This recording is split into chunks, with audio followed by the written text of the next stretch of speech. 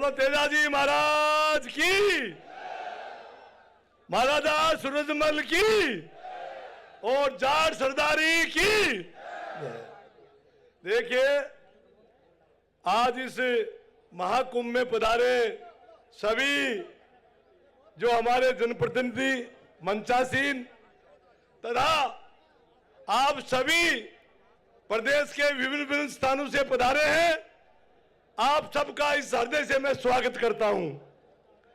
अब आज से 23 साल पहले भी आप लोग इसी जगह और इसी स्थान पर आए थे और एक मांग जो आपकी आरक्षण की थी उसको उठाई थी, उसके बारे में आपने मीटिंग की थी और उसमें विजय हासिल की थी आपने। देखिए, जब जब जाट समाज चेता है और उसने कोई बात को बताई है, उसकी कोई भी सरकार किसी भी दल की हो उसको अनसुना नहीं कर सकती है।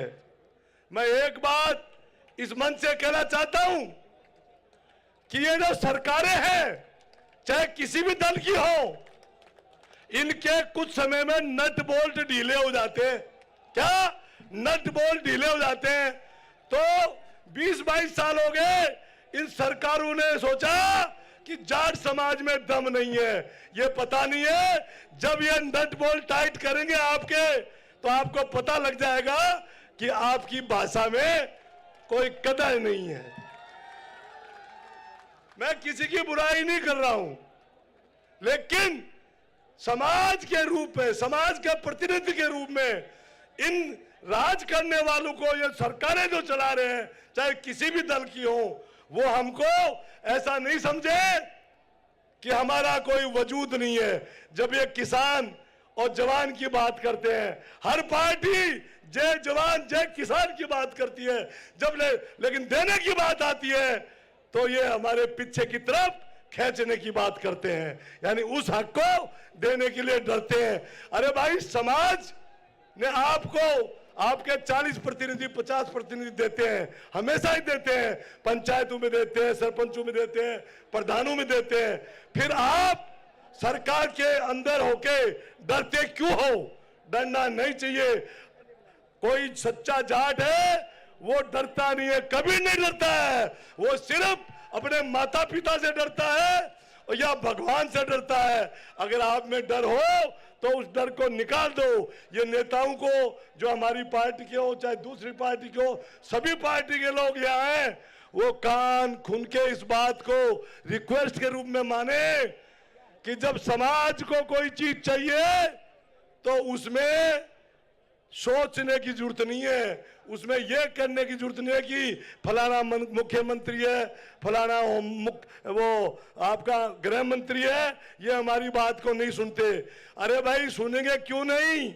और नहीं सुनेंगे तो ये महाकुंभ जो आप यहां बैठे हो, इसमें इतना दम है कि एक समय में आपके राजा राम जी, ज्ञान प्रकाश जी पिलानिया जी, विजय पूनिया जी, डॉक्टर हरि सिंह जी, इन सब ने एका करके, सब समाज को एका करके जो आप बैठे हुए हैं और इस समाज को आगे बढ़ाया, उसकी आपने प्रेरणा के रूप में हासिल किया। लेकिन आज क्या है, उस हासिलता में कुछ बाध्यता आ गई है।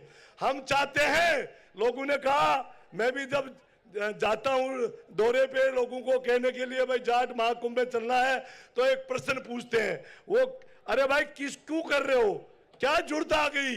तो जरूरत ये है मेरे भाई बंधुओं कि जातिगत जनगणना सामने ला दो, हम अपना फैसला हो जाएगा कि हमें कितना % आरक्षण चाहिए। हमें अंधेरे में मत रखो, ये समाज को सामने ला दो कि आप 25 है 27 है, उतना हक हमको चाहिए, हमें कोई भीख नहीं चाहिए, हम अपना हक हकूक लेके रहेंगे, आज नहीं कल लेंगे।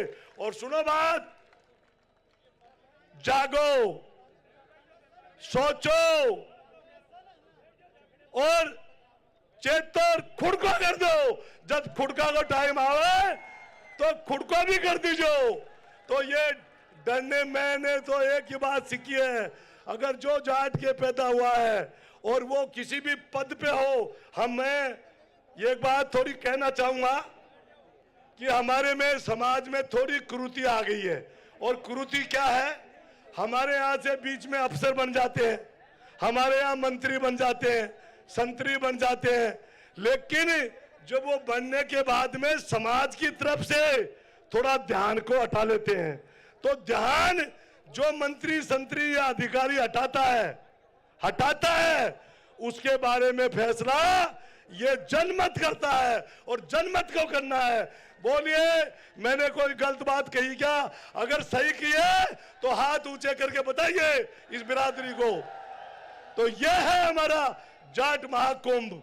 और जो मेरे पिताश्री ने आज से 23 साल पहले आप लोगों को इसी मैदान में बुला के और आप लोगों को जो आगे बढ़ाने का काम किया, उसको मैं मेरे तन मन धन और जिंदगी से पूरा आपके साथ लग के करता रहूंगा। जय हिंद, जय भारत, जय तेजाजी की।